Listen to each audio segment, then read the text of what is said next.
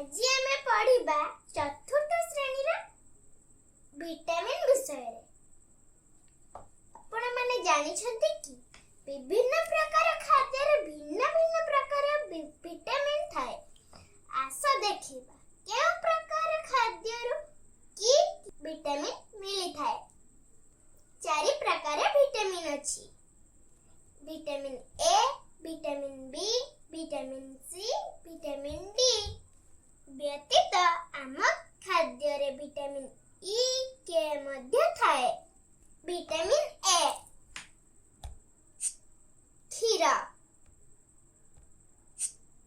ଲହୁଣୀ, କଲିଜା, ଅଣ୍ଡାର କେଶର, ମାଛ, ତେଲ। ଭିଟାମିନ୍ ବି କ୍ଷୀର, ପାଉଁରୁଟି, ଡାଲି, କଲିଜା,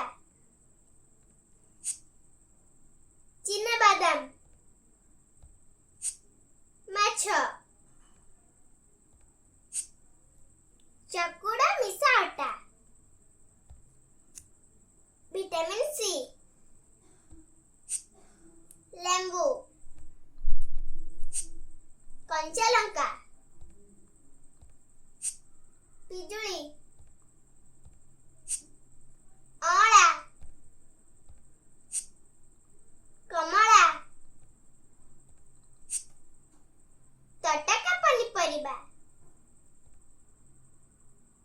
ଭିଟାମିନ୍ ଡି ଛୋଟ ମାଛ, ମାଂସ, ଅଣ୍ଡା,